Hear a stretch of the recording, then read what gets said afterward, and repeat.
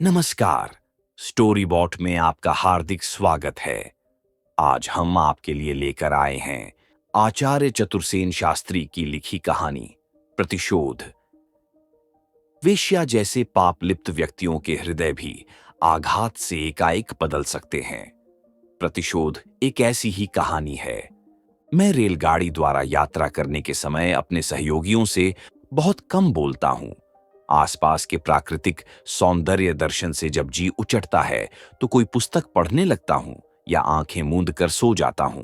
इसलिए जब कलकत्ता से दिल्ली के लिए चलने लगा तो अलमारी से कुछ अच्छे उपन्यास और 2-3 मासिक पत्र हैंडबैग में रख लिए, ताकि कल सवेरे पटना से आगे की यात्रा प्रारंभ होने पर साहित्य चर्चा में ही समय बिता दूंगा। परंतु मेरी यह भविष्य चिंता बिल्कुल बेकार साबित हुई, क्योंकि पटना जंक्शन पर गाड़ी के डिब्बे का द्वार खोलकर अंदर पैर रखते ही पंडित मुरलीधर ने उच्च स्वर से स्वागतम महाभाग कहने के पश्चात प्रश्न किया, क्यों, कहां चले? मैंने हाथ जोड़कर पंडित जी को प्रणाम करने के बाद कहा, मैं तो दिल्ली जा रहा हूं। और आप? मैं भी कानपुर होकर मथुरा जाऊंगा। यम द्वितीया के अवसर पर विश्राम घाट पर स्नान होंगे। यहां एक मित्र से मिलने आया था। आप खूब मिले, आनंद से यात्रा होगी। इसके बाद बिस्तरा खोलकर उन्होंने खाली बेंच पर फैला दिया और इत्मीनान से बैठकर सूंघनी सूंघने लगे। तीर्थ स्थानों का प्रसंग छिड़ा। पंडित जी ने बाबा विश्वनाथ की पुरी का वर्णन प्रारंभ किया। काशी 3 लोक से न्यारी है। कहने को तो लोग प्रयाग को तीर्थराज कहते हैं। शास्त्रों ने उसकी महिमा का भी बहुत बखान किया है, परंतु काशी सी चहल पहल वहां कहां। काशी को देख लिया तो समझ लो कि सारे भारतवर्ष की सैर हो गई। क्यों, आपकी क्या राय है? मैंने मुस्कुराते हुए कहा, इसमें क्या संदेह। इसके बाद मथुरा तो आपने देखा ही होगा। कानपुर कैसा शहर है। लखनऊ के नवाबों ने भी खूब ऐश किए। भाई, सच पूछो तो नवाबी का आनंद जैसे वाजिद अली शाह ने लूटा, वैसा शायद ही किसी बादशाह या नवाब को नसीब हुआ हो। इसके बाद स्वराज्य कब मिलेगा? आंदोलन का क्या हाल है? कलकत्ता में क्या हो रहा है? इत्यादि। तात्पर्य यह कि पंडित जी का प्रत्येक प्रश्न एक विस्तृत विवरण का मुहताज था। मैं अपनी जानकारी के अनुसार उन प्रश्नों का उत्तर देता रहा। बीच बीच में जिरह भी होती रही और प्रतिवाद भी। दिल्ली एक्सप्रेस अपनी पूरी चाल से जा रहा था। मैं प्रकृति की शोभा देखता और पंडित जी के गूढ़ प्रश्नों का यथासाध्य उत्तर भी देता जाता था। पंडित जी ने पटना का वर्णन प्रारंभ किया। उसका ऐतिहासिक विवरण भी सुनाने लगे और एक से एक कठिन प्रश्न भी करते जाते थे। अंत में उनकी बातों और प्रश्नों से ऊबकर मैंने हैंडबैग खोलकर विशाल भारत की एक प्रति निकाली और पंडित बनारसी दासजी चतुर्वेदी का लिखा हुआ श्रद्धेय गणेश जी शीर्षक लेख पढ़ने लगा। अमर शहीद की पवित्र स्मृति ने हृदय में एक विचित्र स्पंदन पैदा कर दिया। चतुर्वेदी जी के सीधे सादे शब्दों में, आडंबरहीन भाषा में एक गंभीर वेदना भरी हुई थी। पढ़ते पढ़ते मेरी आंखें छलछला उठीं। इतने में पंडित जी ने पास ही पड़ी हुई माधुरी की प्रति खींच ली और द्विजश्याम की गंगे शीर्षक कविता उच्च स्वर से गा गाकर पढ़ने लगे। हमारी गाड़ी मुगल सराय की ओर दौड़ रही थी। उसकी घड़घड़ाहट और पंडित जी के पंचम स्वर ने एक विचित्र ध्वनि पैदा कर दी और 2 यात्री जो पास की बेंचों पर मुंह छिपाए सो रहे थे, कुलबुलाने लगे। पहले एक वृद्धा ने रजाई से मुंह निकाला। इसके बाद दूसरी बेंच में दुशाला से मुंह निकालकर एक युवती ने चकित दृष्टि से पहले पंडित जी की ओर फिर मेरी ओर देखा। महिला की दृष्टि में स्वाभाविकता थी। वह अंगड़ाई लेकर उठ बैठी और मेरा ध्यान अपनी ओर आकर्षित करके बोली, बाबूजी, क्षमा कीजिएगा, क्या पटना का स्टेशन निकल गया? मैंने उत्तर दिया, हां, बड़ी देर हुई। थोड़ी देर चुप रहने के बाद उसने पंडित जी की ओर देखकर प्रश्न किया, अब चाय कहां मिलेगी? परंतु जब पंडित जी ने उसके प्रश्न का कुछ उत्तर देने के बदले भ्रू कुंचित करके उसकी ओर से अपना मुंह फेर लिया तो मैंने कहा, मुगल सराय आ गया है, वहां आपको चाय मिल जाएगी। उसने कृतज्ञतापूर्ण दृष्टि से मेरी ओर देखकर पूछा, आप कहां जा रहे हैं? मैंने उत्तर दिया, दिल्ली।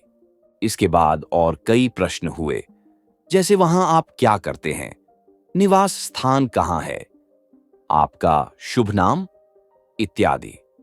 मैं बहुत थोड़े शब्दों में उसके प्रश्नों का उत्तर देता जा रहा था। इतने में गाड़ी आकर मुगलसराय के स्टेशन पर खड़ी हो गई। स्त्री ने एक हिंदू चाय वाले से एक कुल्हड़ चाय लेकर पी। इसके बाद एक सिगरेट जलाकर पीते पीते बोली, पंडित जी, आपका गाना तो बड़ा सुंदर हो रहा था, परंतु आपने बंद क्यों कर दिया? गाइए। बेचारे पंडित जी तो पहले से ही उसकी लापरवाही और बातचीत करने का ढंग देखकर नाक भौं सिकोड़ बैठे थे। उस पर से गाने की फरमाइश सुनी तो और भी अप्रसन्न हुए और घृणा सूचक दृष्टि से उसकी ओर देखकर मुंह फेर लिया। पंडित जी का यह भाव देखकर बड़ी मुश्किल से मुझे अपनी हंसी रोकनी पड़ी। थोड़ी देर के बाद मैंने पंडित जी से पूछा, आखिर आप नाराज क्यों हो रहे हैं? उन्होंने क्रुद्ध होकर उत्तर दिया, चुप भी रहो, एक भ्रष्टा कुल्लटा से बातें करते तुम्हें लज्जा भी नहीं आती? राम राम। पंडित जी की इस बात पर मैं तो मुस्कराकर चुप हो गया, परंतु बेचारी रमणी कुछ खिन्न सी हो गई और वेदना भरे स्वर में बोली, हाँ पंडित जी, मैं एक कुलटा स्त्री हूं, रंडी हूं। भगवान ने मुझे इस अवस्था में डाल दिया है। अंतिम बात कहते कहते उसकी आंखों से 2 बूंद प्रांसू निकलकर उसके गुलाबी गालों पर लुढ़क गए। मेरे लिए वह दृश्य बड़ा ही मर्मवेदी था, परंतु पंडित जी ने घृणा व्यंजक हंसी के साथ मुझसे कहा, ओहो, देखा यह ढोंग, अब मुझसे नहीं रहा गया। मैंने किंचित भर्त्सना के साथ पंडित जी से कहा, जाने दीजिए, क्यों बेचारी को तंग कर रहे हैं? कोई अच्छा हो या बुरा, आपका क्या लेता है? इसके बाद स्त्री को आश्वासन देता हुआ मैं बोला, आप नाहक दुखी हो रही हैं। यह तो संसार है, कोई किसी को अच्छा समझता है और कोई बुरा। वास्तविक अच्छाई या बुराई की परख करने वाले यहां बहुत थोड़े हैं। उसने एक दीर्घ निश्वास के बाद कहा, वास्तव में मैं एक भ्रष्टा स्त्री हूं और आबरू बेचकर पेट पालती हूं, परंतु मैंने क्यों इस निकृष्ट पथ का आश्रय लिया है, ये पूछने वाला इस संसार में कोई नहीं है। मुझे यही दुख है। पंडित जी एक विजयी वीर की तरह उसकी बातें सुनकर मुस्कुरा रहे थे, परंतु मैंने उसके कष्ट का अनुभव किया और इस प्रसंग को यहीं समाप्त कर देने की इच्छा से बोला, आप कितनी ही पथभ्रष्ट क्यों न हो, परंतु आपके अंदर एक पवित्र हृदय है और नसों में रक्त भी। उसने उत्तेजित स्वर से मेरे अधूरे वाक्य को पूरा किया। उसका चेहरा क्रोध से तमतमा उठा था और गालों की लालिमा स्वाभाविकता की सीमा का उल्लंघन कर रही थी। उसने एक बार तीव्र दृष्टि से पंडित जी की ओर देखकर कहा, मुझे भ्रष्टा कहने वाले हैं, नीच हैं। अपने को पवित्रता और भद्रता के बाह्य आडंबर में छिपाने वाले भ्रष्ट हैं। धर्म ढोंगी, दूसरों को पवित्रता का उपदेश देने वाले सब नीच हैं। सारा समाज नीच है। मैंने समाज को, विशेषकर हिंदू समाज को, जहां पवित्रता की डींग मारने वालों की भरमार है, अच्छी तरह देख लिया है। सारे समाज में पर उपदेश कुशल बहुतेरे भरे पड़े हैं। वे दूसरे की आंखों की फूली देखते हैं, परंतु अपनी आंखों का शहतीर नहीं देखते। यहां पंडित के वेश में, धर्मध्वजी के वेश में, साधु और महात्मा के वेश में हजारों नहीं लाखों पापी पाखंडी मौजूद हैं। वे लोगों की आंखों में धूल झोंक कर दुराचार करते हैं और मैं प्रत्यक्ष। बोलते बोलते उसकी आवाज लड़खड़ाने लगी, आंखें लाल हो गईं और शरीर थरथराने लगा। मुझे भय हुआ कि कहीं उसे गश ना आ जाए। मैंने उसके साथ की बुढ़िया से कहा, देखती क्या हो, एक गिलास पानी पिलाकर इन्हें लिटा दो। इनका मस्तिष्क कुछ गर्म हो गया है, अब अधिक बोलेंगी तो बेहोश हो जाएंगी। बुढ़िया ने मेरे आदेश का अक्षरशः पालन किया। पंडित जी सन्नाटे में आकर मेरा मुंह ताक रहे थे। थोड़ी देर के बाद बोले, अगले स्टेशन पर गाड़ी खड़ी हो तो हम लोगों को दूसरे डिब्बे में चले जाना चाहिए। इस स्त्री का मस्तिष्क कुछ विकृत मालूम पड़ता है, संभव है कोई उत्पात कर बैठे। मैंने पंडित जी की बातों का कोई उत्तर नहीं दिया। मन में विचित्र प्रकार की भाव तरंगें उठ रही थीं। हिंदू समाज पर रमणी ने जो आक्षेप किए थे वे मानो कानों में गूंज रहे थे। मैं अपनी सामाजिक अवस्था पर विचार करने लगा। मेरी दृढ़ धारणा हो गई कि यह रमणी समाज की सताई हुई है। किसी सामाजिक रूढ़ि ने ही इसे वेश्या जीवन व्यतीत करने के लिए विवश किया है। यह कैसे वेश्या बनी? पहले कौन थी, ये जानने के लिए मैं उत्सुक होने लगा। गाड़ी बेतहाशा भागी जा रही थी और मेरे मन महाराज भी अपने ख्याली घोड़ों पर चढ़े सरपट दौड़ रहे थे। अगला स्टेशन पाया और निकल भी गया। 1 घंटा यूं ही गुजर गया। रमणी फिर उठ बैठी। उसके चेहरे पर स्वाभाविक शांति विराज रही थी। भीषण तूफान के बाद मानो प्रकृति ने निस्तब्ध भाव धारण कर लिया हो। मैंने उससे पूछा, कहिए, आपकी तबीयत अब कैसी है? उसने मुस्कुराकर उत्तर दिया, मैं बीमार थोड़े ही हूं। मैं एक अत्याचार पीड़िता स्त्री हूं। मेरी पवित्र भावना निर्दयतापूर्वक कुचल डाली गई है। मेरा हृदय पका फोड़ा बन गया है। इसी से जरा भी ठेस लगते ही वह फूट पड़ता है। मैंने संकुचित भाव से कहा, मुझे क्षमा कीजिएगा। आपका परिचय जानने के लिए मेरा मन बहुत उत्सुक हो रहा है। अगर आपको कोई आपत्ति न हो तो। उसने बीच में ही बात काट कर कहा, मैं एक साधारण वेश्या हूं। बस यही मेरा परिचय है। मैंने कहा, परिचय से मेरा मतलब आपके वर्तमान जीवन से पूर्व की कथा से था, परंतु मैं आपको इसके लिए विशेष कष्ट नहीं देना चाहता। थोड़ी देर तक चुप रहने के बाद उसने कहा, मेरी राम कहानी सुनना चाहते हैं? अच्छा ठहरिए, जरा हाथ मुंह धोकर खा लूं तो सुनाती हूं, परंतु मेरी पाप पूर्ण राम कहानी में कोई रोचकता न होगी। मैंने कुछ उत्तर नहीं दिया। वह कहने लगी, मैं कौन हूं, किसकी लड़की हूं और कहां की रहने वाली हूं, यह न बताऊंगी, क्योंकि अपने पूज्य पिता माता के नाम को कलंकित करना मुझे स्वीकार नहीं है और न उनका नाम धाम जानने के लिए आपको ही कोई उत्सुकता होनी चाहिए। मैंने कहा, अच्छी बात है, आप जो कुछ सुनाएंगी वही काफी होगा। उससे अधिक कुछ जानने की मैं बिल्कुल चेष्टा न करूंगा। वह कहने लगी, अच्छा तो सुनिए। मेरे पिता संयुक्त प्रांत के एक शहर के प्रतिष्ठित हिंदू थे। मैं और मेरी बड़ी बहन के सिवा उनके और कोई संतान न थी, इसलिए वे हमें पुत्र की तरह मानते थे। यथासाध्य उन्होंने हमें कुछ पढ़ाया लिखाया भी था। मेरी माता का देहांत मेरे बचपन में ही हो गया था। घर में पिताजी की एक वृद्धा चाची थी, वही हम दोनों बहनों की देख रेख किया करती थीं। साथ ही पिताजी को दूसरा विवाह कर लेने का परामर्श दिया करती थीं। पहले तो पिताजी इसके लिए राजी नहीं होते थे, परंतु अंत में अपने चाची तथा अन्यान्य शुभ चिंतकों के बहुत समझाने बुझाने पर राजी हो गए। विवाह हो गया। हमारी सौतेली मां घर आ गईं। साथ ही हम लोगों के लिए दुर्भाग्य भी लेती आईं, क्योंकि उनके आने के कुछ दिनों बाद से ही पिताजी के स्वभाव में विशेष परिवर्तन दिखाई देने लगा। अब वे पहले की तरह हम लोगों से स्नेह नहीं करते थे। हम लोगों के भरण पोषण का भार भी सौतेली मां पर छोड़कर निश्चिंत हो गए। दादी अर्थात पिताजी की वृद्धा चाची की भी अब कुछ नहीं चलती थी। हम सभी एक तरह से माताजी के गुलाम बन गए। उनकी आज्ञाओं का पालन करना और उनकी जली कटी बातें बर्दाश्त करना हम लोगों का परम कर्तव्य हो गया। पिताजी उनके विरुद्ध एक शब्द भी सुनना नहीं चाहते थे। सुनकर भी कुछ प्रतिकार करने की शक्ति उनमें न थी, क्योंकि हमारी नवीन मां समय समय पर उन्हें भी फटकार दिया करती थीं। अंत में बहन का विवाह हो गया और वे अपनी ससुराल चली गईं। बुढ़िया दादी का देहांत हो गया। उस समय मेरी उम्र 14-15 साल की थी। माता पिता में कभी कभी मेरे विवाह की भी चर्चा होने लगी। बहुधा इस विषय को लेकर दोनों में घंटों तर्क वितर्क भी हो जाता था। मैंने छिपकर कई बार उनकी बातें सुनने का प्रयत्न भी किया, पर कुछ समझ न सकी।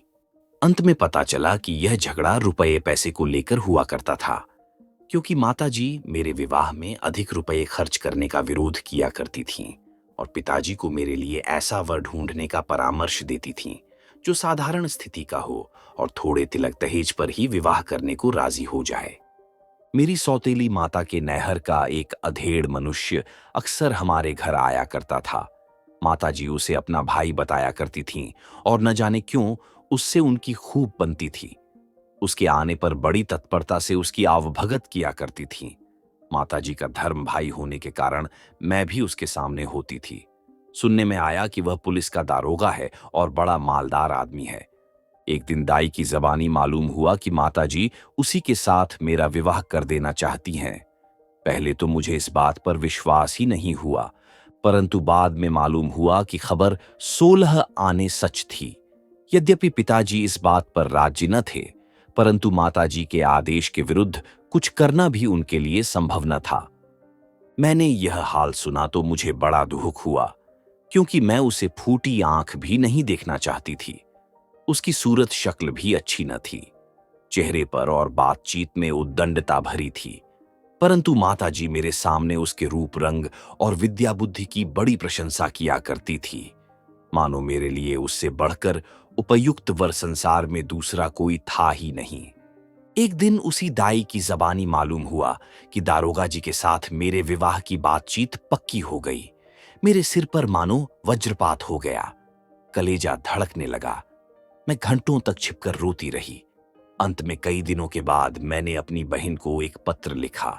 मुझे विश्वास था कि बहन कदापि इस विवाह का समर्थन न करेगी, परंतु मालूम नहीं, वह पत्र मेरी बहन को मिला ही नहीं, क्योंकि उसका कोई उत्तर नहीं आया। परंतु इस घटना के बाद से मेरी सौतेली मां मुझसे तनी सी रहने लगी और समय समय पर ताने देने लगी। इतने में एक दिन सुना कि विवाह का दिन निर्धारित हो चुका है और शीघ्र ही तिलक भेजा जाने वाला है। अब तो मेरी बेचैनी और भी बढ़ गई। यहां तक कि चिंता के मारे मैंने कई दिन तक भोजन नहीं किया। दिन रात एक कोठरी में पड़ी पड़ी रोया करती थी। पिताजी को शायद यह मालूम हो गया था कि मैं इस विवाह से प्रसन्न नहीं हूं, क्योंकि एक दिन उनमें और माताजी में बड़ी देर तक बातें होती रहीं। यहां तक कि अंत में दोनों में झगड़ा भी हो गया। माता रूठ बैठी और बार बार नहर चली जाने के लिए धमकी देने लगी। परंतु फिर सारा झगड़ा तय हो गया और सुनने में आया कि पिता को कोई कठिन रोग हो गया है, इसलिए दवा कराने के लिए कलकत्ता जाने वाले हैं। मुझे विश्वास हो गया कि विवाह कम से कम इस साल के लिए तो टल गया। परंतु पिताजी के जाने के तीसरे रोज ही हमारी सौतेली मां के एक भाई आए और उन्होंने पुरोहित जी के मार्फत तिलक भेजवा दिया। 8 दिन के बाद ही विवाह का दिन निर्धारित हो गया। मेरी तमाम आशा भरोसा पर पानी फिर गया। रहस्य कुछ समझ में नहीं आया। पिताजी के हठात रोगग्रस्त होकर चले जाने पर भी बड़ा आश्चर्य हुआ। मेरे लिए रोने के सिवा और कोई उपाय नहीं रह गया। विवाह की तैयारी खूब जल्दी जल्दी होने लगी। इधर माताजी मेरे ऊपर सतर्क दृष्टि भी रखने लगीं। कोई मेरे पास नहीं आने पाता था। विवाह की नेवता भी शायद किसी रिश्तेदार को नहीं दिया गया। गांव में प्रचार कर दिया गया कि पिताजी की बीमारी के कारण विवाह में उत्सव आदि नहीं होगा। वर महोदय केवल पुरोहित और नाई के साथ आकर बिना आडंबर के विवाह करके बहू को ले जाएंगे। ये बातें सुनकर मेरी चिंताग्नि और भी धधक उठी। दिन रात रोते रोते मेरी आंखें सूज गईं। माताजी ने पिता की बीमारी का जिक्र करके मुझे बहुत समझाया बुझाया। उनके भाई ने भी मुझे समझाने बुझाने और वर महोदय के धन ऐश्वर्य का बखान करने में कोई बात उठा न रखी, परंतु चिंता बढ़ती ही गई। जी में आता था कि आत्महत्या कर लूं, परंतु माताजी सदैव सतर्क रहती थीं। अंत में हल्दी तेल चढ़ने का दिन आया। प्रांगण में मंगल घट स्थापित हुआ। मैं जबरदस्ती घसीटकर वहां लाई गई। अन्यान्य कृत्यों के बाद जब नाइन हल्दी तेल लेकर आगे आई, मैंने उसके हाथ से पात्र लेकर दूर फेंक दिया। माताजी इस पर बहुत नाराज हुई और बलपूर्वक मुझे गिराकर हल्दी तेल चढ़ाने की रस्म अदा की गई। इसी तरह एक दिन विवाह की रस्म भी अदा हो गई। मैंने गौर गणेश को तोड़ डाला, पैरों की ठोकर से मंगल घट फोड़ दिया और जब वर महोदय सिंदूर दान करने आए तो उन्हें ऐसा धक्का दिया कि बेचारे चारों खाने चित्त जमीन पर बहरा पड़े। जब मैं किसी तरह काबू में न आई तो मेरी सौतेली मां मेरे हाथ पैर बांधकर मुझे एक कोठरी में ढकेलकर किवाड़ बंद करती हुई बोली, अब रोशरो चाहे गांव, जो होना था वह हो गया। मैं उस समय क्रोध, चिंता और ग्लानि से अधमरी सी हो रही थी। कई दिनों तक भोजन आदि न करने के कारण मेरा शरीर अवसन्न हो गया था। मैं थोड़ी देर के बाद बेहोश हो गई। जब होश हुआ तब देखा बंधन खुले हुए हैं। घर में दिया जल रहा है और वर महोदय दरवाजे की सिटकिनी बंद कर रहे हैं। मैं देखते ही बड़े जोरों से चीख उठी और वहां से निकल भागने के लिए दरवाजे की ओर लपकी, परंतु उन्होंने बीच में मुझे पकड़कर जबरदस्ती घसीटते ले जाकर पलंग पर लिटा दिया। मैं बहुतेरा चीखी चिल्लाई। अपने आबरू की रक्षा के लिए कई जगह उन्हें दांतों से काट डाला। इस हाथापाई में मुझे भी चोटें आईं, परंतु मैंने उनकी मनोकामना पूरी न होने दी। इसके बाद उन्होंने माताजी को बुलाया। मैं उनके पैरों पर गिर पड़ी और बड़ी प्रारजू मिन्नत की कि मुझे यहां से निकल जाने दो, परंतु उन्होंने एक न सुनी। मैं फिर बलपूर्वक जमीन पर गिरा दी गई और मेरे हाथ पैर रस्सी से बांध दिए गए। माताजी ने मेरे मुंह में कपड़ा लूंस दिया और मुझे वहीं छोड़ कमरे से बाहर चली गई। इसके बाद क्या हुआ उसका वर्णन करना मेरी जैसी एक वेश्या के लिए भी संभव नहीं है। यह कहते कहते फिर उसका चेहरा तमतमा उठा। आंखों से मानो क्रोध की चिंगारियां निकलने लगीं।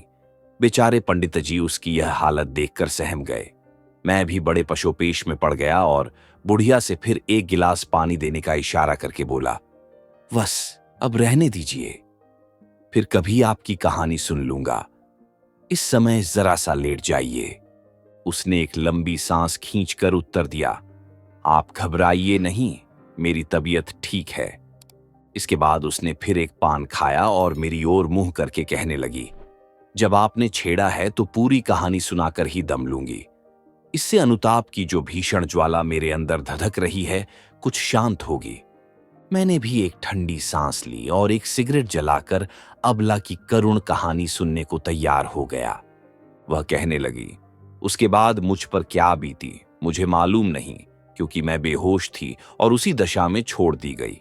सवेरे दरवाजा खुलने की आहट पाकर आंखें खुली तो देखा कि आगे आगे माताजी और पीछे दारोगा जी कमरे में प्रवेश कर रहे हैं। मैं कपड़े संभालकर उठ बैठी। माताजी मेरे पास बैठकर मुझे समझाने लगीं। दारोगा जी विजयी वीर की तरह बैठे मुस्कुरा रहे थे। उनकी ओर दृष्टि पड़ते ही मेरा सारा शरीर क्रोध से कांप गया। पास ही एक कांसे का लोटा पड़ा था। मैंने उसे उठाकर उनके मूंढ पर दे मारा। सिर फूट गया और खून बहने लगा। इसके बाद वे उठकर वहां से चले गए और तब से आज तक मैंने उनकी सूरत नहीं देखी। गाड़ी कानपुर के स्टेशन पर आकर ठहर गई। मुझे यहां उतरकर अपने एक मित्र से मिलना था। पंडित जी भी कानपुर देखना चाहते थे। मैंने उठकर बिस्तर समेटते हुए रमणी से कहा, क्षमा कीजिएगा, मैंने आपको बड़ी तकलीफ दी, साथ ही आपकी पूरी कहानी भी न सुन सका। इतने में पंडित जी बोल उठे, इन्हें भी तो दिल्ली ही जाना है, अगर कोई क्षति न हो तो हम लोगों के साथ उतर पड़े, कल फिर साथ ही चलेंगे। मैंने कहा, प्रस्ताव तो आपका ठीक है, बशर्ते कि एक रोज यहां ठहर जाने में इनका कोई हर्ज न हो। रमणी ने कहा, हर्ज क्या है, एक दिन ठहर कर जरा कानपुर भी देख लूंगी। ये कहकर उसने भी अपनी संगिनी बुढ़िया को बिस्तर आदि उठाने का आदेश प्रदान किया। दूसरे दिन गाड़ी पर सवार होकर हम लोग एक साथ ही दिल्ली के लिए रवाना हुए। कुछ आगे चलकर मेरे अनुरोध करने पर उसने फिर अपनी राम कहानी आरंभ की। विवाह के 15वें दिन पिताजी कलकत्ता से वापस आ गए।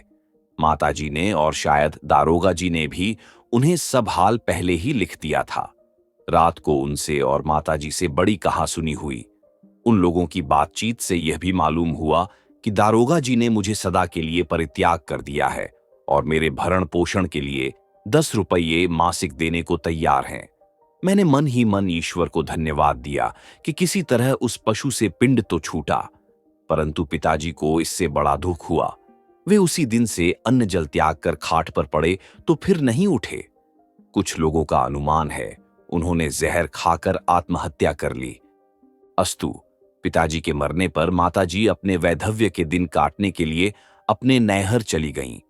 मुझे भी अपने साथ ले जाना चाहती थीं, परंतु मैंने इनकार कर दिया और एक दाई को साथ लेकर अपनी बहन के यहां चली आई।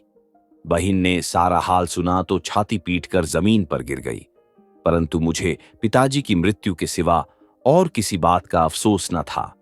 बस दिन रात यही सोचा करती थी कि किस तरह दारोगा जी से अपने अपमान का बदला लूं। कुछ दिनों के बाद ही एक सुयोग मिला। मेरी बहन का देवर मुझे बड़ी कुत्सित दृष्टि से देखा करता था। पहले तो मैं उससे घृणा करती थी और बहुत कम बोलती थी, परंतु अंत में मैंने उसी को बलिदान का बकरा बनाकर दारोगा जी से अपने अपमान का बदला लेने का विचार किया और धीरे धीरे उससे घनिष्ठता बढ़ाने लगी। आखिर मैंने एक दिन उससे साफ साफ कह दिया कि अगर तुम दारोगा जी का खून कर डालो तो जो कुछ तुम कहोगे मैं करने को तैयार हूं। वह अनायास ही राजी हो गया। परंतु अंत में धोखा देकर निकल गया। साथ ही धीरे धीरे यह बात सारे मोहल्ले में फैल गई कि बहन के देवर के साथ मेरा अवैध संबंध है। एक दिन बहन ने मुझे एकांत में ले जाकर बहुत कुछ बुरा भला कहा और आगे के लिए सावधान भी कर दिया। मैंने उसे सब सच्ची बातें बता दी और साथ ही यह भी बता दिया कि केवल दारोगा जी से अपने अपमान का बदला लेना ही मेरा इस कुत्सित और अपवित्र जीवन का उद्देश्य है, इसीलिए मैं जीवित हूं, अन्यथा अब तक आत्महत्या कर लेती। बहन ने मुझे बहुत समझाया और बदला लेने का भार ईश्वर को सौंपकर विधवाओं की तरह पवित्र जीवन व्यतीत करने का परामर्श दिया, परंतु मेरी प्रतिज्ञा अटल थी। दिन रात मैं यही सोचा करती थी कि किस तरह पापी दारोगा से बदला लिया जाए। आखिर एक दिन एक छोकरा मुझे एक पत्र दे गया। पत्र मोहल्ले के एक युवक ने लिखा था, जो कभी कभी मेरी बहन के घर पाया करता था। उसने लिखा था कि अगर तुम मेरी होकर रहो तो मैं दारोगा जी से तुम्हारे अपमान का बदला ले सकता हूं। मैं फौरन राजी हो गई और एक दिन सुयोग पाकर उसके साथ चल निकली। उसने शहर से दूर एक गांव में मुझे ले जाकर रखा। 4-5 महीने तक हम दोनों पति पत्नी की तरह रहे। वह बराबर मुझे भरोसा देता रहा। मैं भी उसके विश्वास पर थी और दारोगा की मृत्यु कामना किया करती थी, परंतु ईश्वर को मेरी छिछाले दर ही मंजूर थी। फलतः इस दूसरे युवक ने भी मुझे धोखा दिया और एक दिन बिना कुछ कहे सुने न जाने कहां गायब हो गया। हाय, अब मैं दीन दुनिया कहीं की न रही। एक बार फिर बहन की शरण में जाने का विचार किया, परंतु साहस न हुआ। इसी उधेड़-बुन में कई दिन बीत गए। मेरे पड़ोस में एक बुढ़िया रहती थी। वह कभी कभी मेरे पास आया करती थी और घंटों बैठकर इधर उधर की बातें किया करती थी। उसने युवक के धोखा देकर भाग जाने का समाचार सुना तो बड़ी सहानुभूति प्रकट की और फिर आश्वासन देकर बोली कि तुम्हें चिंता किस बात की है, भगवान ने तुम्हें रूप और जवानी दी है, तुम चाहो तो खुद 10 आदमियों को खिला सकती हो। पहले तो उसकी बात मेरी समझ में न आई, परंतु अंत में मेरे प्रश्न करने पर उसने साफ साफ शब्दों में मुझे वेश्यावृत्ति करने की सलाह दी और साथ ही इस संबंध में मेरी सहायता करने का भी वचन दिया। यद्यपि मुझे पहले इस काम में बड़ी हिचकिचाहट मालूम हुई, परंतु बुढ़िया ने मुझे समझा दिया कि इसके सिवा और कोई पथ नहीं है। अन्य उपाय न देखकर मैं राजी हो ही गई। शहर में उपयुक्त स्थान पर बुढ़िया ने किराए पर एक मकान ले दिया और आवश्यक सामान अपने पास दे दिया। मेरा रोजगार चलने लगा और बुढ़िया भी मेरी अभिभाविका बनकर मेरे साथ ही रहने लगी। एक उस्ताद जी को बुलाकर उसने मुझे गाने और नाचने की भी तालीम दिलाई। बस बाबूजी, यही मेरी संक्षिप्त राम कहानी है और यही वह बुढ़िया है। अब स्वयं विचार कीजिए कि मैं पतिता हूं या मुझे पतित बनाने वाले पतित हैं। मैंने कुछ उत्तर नहीं दिया। चित्त ग्लानि से भर गया था। कुछ पढ़ने की चेष्टा की, परंतु तबीयत नहीं लगी।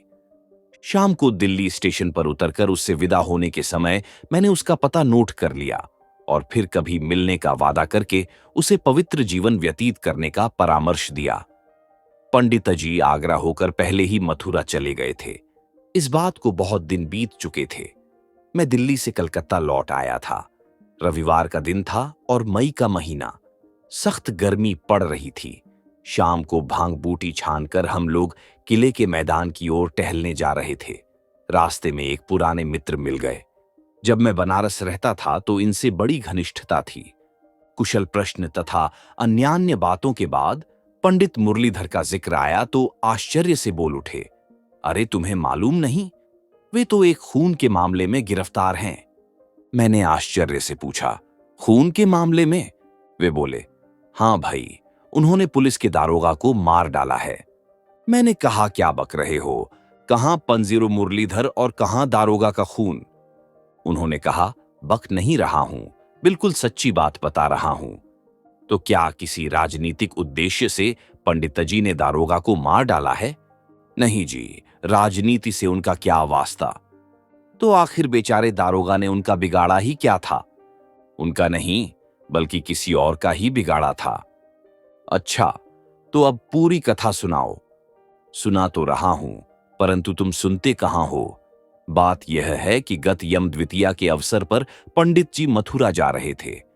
रास्ते में एक वेश्या से मुलाकात हो गई। जो गाड़ी के उसी डिब्बे में बैठी थी।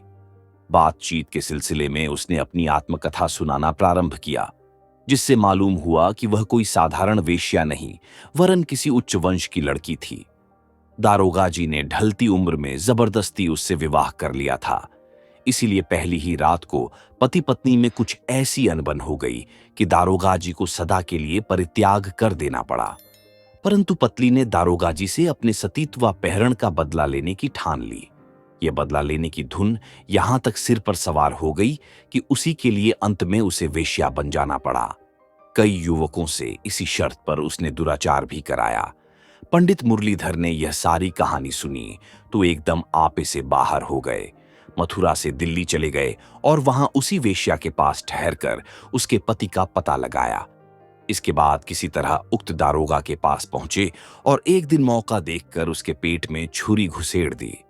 पंडित जी ने अदालत के सामने अपना अपराध स्वीकार कर लिया है और बड़ी प्रसन्नता से फांसी पर चढ़ जाने को तैयार हैं। मैंने कहा, यह रेलगाड़ी वाली घटना तो मेरे सामने की है। उस समय मैं दिल्ली जा रहा था और पंडित जी यमद्वितीया नहाने मथुरा जा रहे थे। बल्कि सच पूछो तो मेरे ही अनुरोध से उस वेश्या ने अपनी राम कहानी हम लोगों को सुनाई थी। खैर, तो क्या उस स्त्री को भी यह सब मालूम है? हाँ, वह भी पंडित जी के साथ ही दिल्ली से आई थी। पहले उसने दारोगा जी को देखकर अच्छी तरह पहचान लिया, तब यह घटना हुई। पंडित मुरलीधर ने तो अपने बयान में उसके आने का कोई जिक्र नहीं किया था, परंतु इनके गिरफ्तार हो जाने पर वह खुद कोतवाली में आई और बयान दिया कि यह खून मैंने कराया है, इसकी सारी जिम्मेदारी मुझ पर है। पुलिस ने उसे गिरफ्तार करके हिरासत में ले लिया, परंतु वहां जाने से पहले उसने जहर खा लिया था, इसलिए उसी रात को उसका देहांत हो गया। मैंने कहा, पंडित मुरलीधर तो विचित्र मनुष्य निकले। उनके मुकदमे के संबंध में तुम्हारा क्या अनुमान है? उन्होंने कहा, उन्हें फांसी की सजा होगी। अगर आपको यह कहानी पसंद आई हो तो लाइक करें, कमेंट करें और स्टोरी बॉट चैनल को सब्सक्राइब करना न भूलें।